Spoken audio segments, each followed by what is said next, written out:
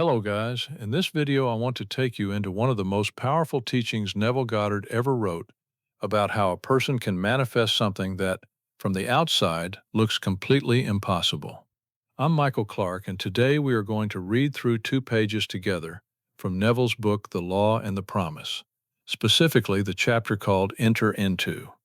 If you have ever had a desire that seemed too distant, too unlikely, too out of reach, given your current circumstances, I want you to stay with me until the end, because what Neville lays out on these 2 pages is, in my opinion, one of the clearest explanations of why some desires never seem to move and what to actually do about it. Let me ask you something first. Have you ever wanted something so much that you visualized it almost every day, you affirmed for it, you imagined the scene, and yet weeks went by, months went by, and nothing in your outer world changed? You went back to the technique. You watched more videos. You repeated more lines. And still the desire stayed where it always was, somewhere ahead of you, somewhere outside of you, somewhere you had not yet reached. That feeling, that quiet exhaustion of wanting something that refuses to come closer, is exactly what Neville is addressing in this chapter. And the distinction he draws here is so precise that, once you really see it, you cannot unsee it. Right here at the top of the page, Neville writes a single sentence that sets the entire chapter in motion. He says, and I'm reading directly from the book, "Imagination, it seems, will do nothing that we wish until we enter into the image of the wish fulfilled." Sit with that for a second. Imagination will do nothing that we wish until we enter into the image, not until we look at the image, not until we observe it, not until we describe it to ourselves, until we enter it, until we step inside it. That single word, enter, carries the whole teaching. And this is where most people get it wrong.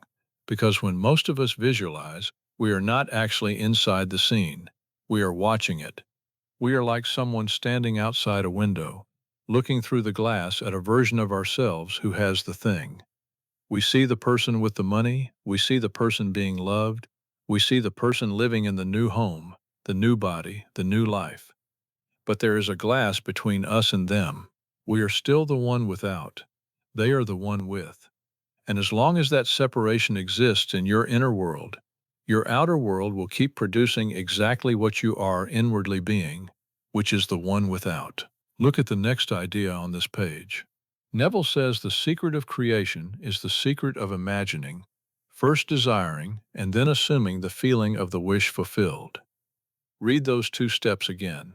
First you desire, then you assume the feeling of the wish fulfilled.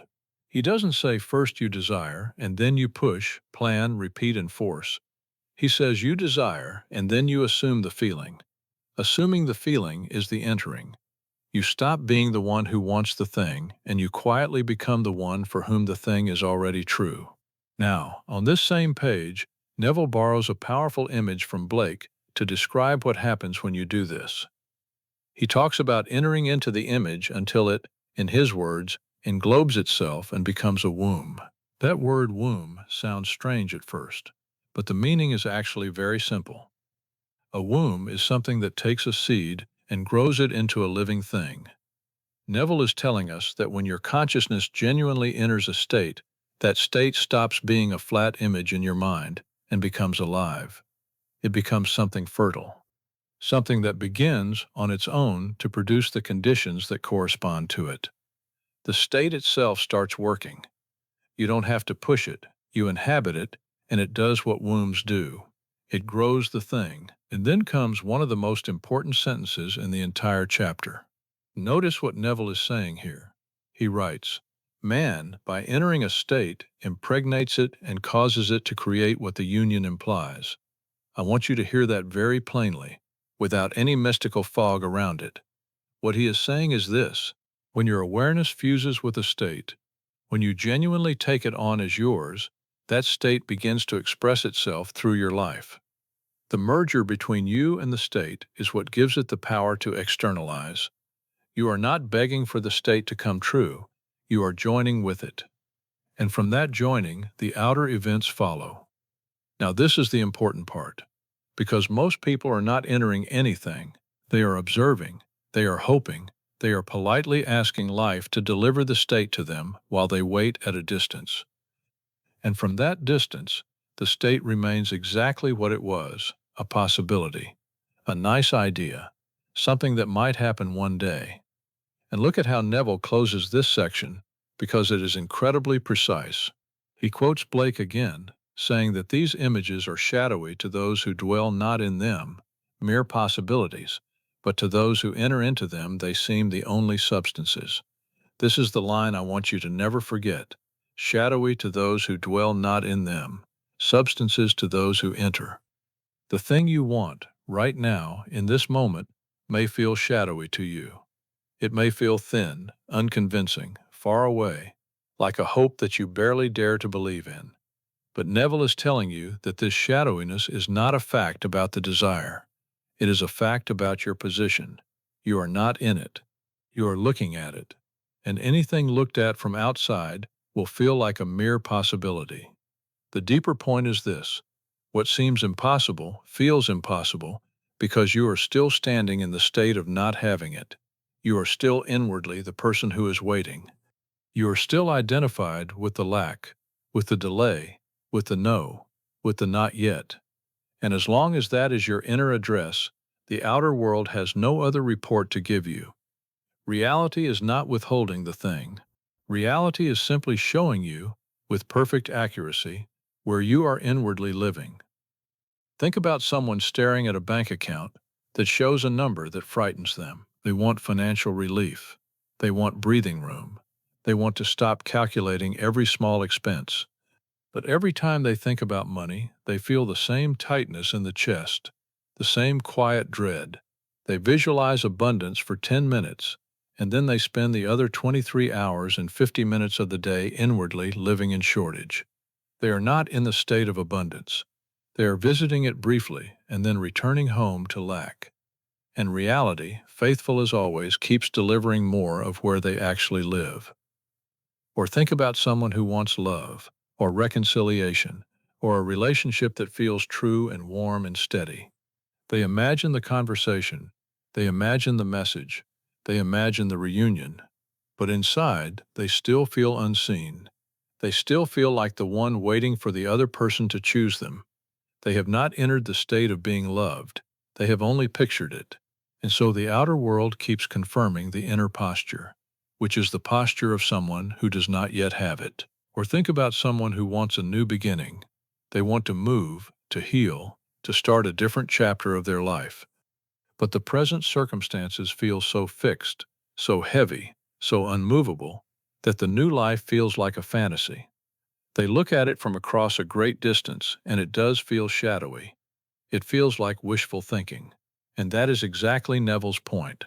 It feels shadowy because they are not dwelling in it. The moment they begin to inwardly inhabit it, something starts to shift, even before any outer evidence shows up. Now, the second page of this chapter is where Neville gives us a real, specific example of how this works. He shares a story that I want to walk you through carefully, because it is the heart of the lesson. Neville tells of a very prominent New York woman who came to see him about renting her city apartment. She maintained a lovely apartment in the city and a country home, and she needed her apartment rented so that she and her family could spend the summer at the country house. In previous years, this had never been a problem. The apartment had always rented easily, early in the spring. But this particular year, the summer sublet season was already passing by. The apartment had been listed with good real estate agents, and yet, in Neville's own words on the page, no one had seemed interested in renting it. So she came to Neville, and what he told her to do is what I want you to really pay attention to. He did not tell her to call more agents. He did not tell her to lower her price, repaint the walls, post more ads, or chase tenants. He told her what to do in her imagination. That is what the page literally says. He told her what to do in her imagination. And then he writes, plainly, she did it, and in less than 24 hours her apartment was rented. Now look at what he actually instructed her to do. As Neville explains on this page, before she went to sleep that night in her apartment in the city, she imagined she was lying in her bed in her country home. In her imagination, she viewed the world from the country house rather than from the city apartment. She smelled the fresh country air. She made this so real that she actually drifted off to sleep, feeling that she was in the country. Listen to that again. She drifted off to sleep, feeling that she was in the country. She did not visualize from outside. She did not watch herself in the country. She was there. The point of view was no longer that of the woman trying to rent the apartment. The point of view was that of a woman who had already gone for the summer. She had entered the state, and then, almost casually, Neville tells us what happened. That was on a Thursday night. By Saturday morning, she phoned him from the country home. On Friday, a highly desirable tenant had appeared, met every one of her requirements, rented the apartment, and even agreed to move in that very same day. The outer bridge formed in less than 48 hours. But here is what Neville is really saying. The renting of the apartment was not the cause of her going to the country. The going to the country, inwardly, was the cause of the renting. She did not wait for reality to give her permission to feel like she was already there. She felt she was already there, and reality rearranged itself to match. The womb had been entered. The state was alive, and the outer event was simply the visible expression of the inner reality she had already inhabited. This is exactly what Neville means by manifesting what seems impossible. The impossible is not impossible because of the world. It is impossible because of where you are standing inside yourself. The summer was almost over. The agents had given up. The market was, as he puts it, seemingly over. And still, in less than a day, the bridge formed. Because she stopped being the one waiting and became the one who had already gone. So tonight, before you sleep, I want to gently suggest something to you. Do not lie there reviewing what is missing. Do not picture your desire from a distance, watching yourself across the room of your own mind. Instead, become quiet and ask yourself a single question. What scene would only be true if my desire were already fulfilled? Not the dramatic version, not the trophy moment, something small, ordinary, and natural. A view from the new home, a quiet morning where the worry is gone, a look from the person who loves you, a normal Tuesday in the life you wanted. And then gently step into it. Look out at the world from inside that scene. Smell what would be there. Notice what would be normal. Let it become the place you are falling asleep from, not the place you are reaching toward. Because the moment you stop reaching toward your desire and start falling asleep from inside it, you have done the very thing Neville is pointing at on these pages. You have entered the image. You have made it a womb. And what felt impossible from the outside begins, quietly and without your forcing it, to feel natural from the inside. Okay, guys, that's it for this video. The one thing I really want you to take from this chapter is that Neville is not asking you to admire your desire from far away. He is asking you to walk inside it and to let it become the place you actually live, even before the world catches up. So tonight, choose one desire, the one that feels most impossible to you right now, and instead of wishing for it, enter it. Let me know in the comments which line from this teaching hit you the hardest, because I read every one. And if you would like more deep, careful, line-by-line readings of Neville's books, go ahead and subscribe so you don't miss the next one. I will see you in the next video.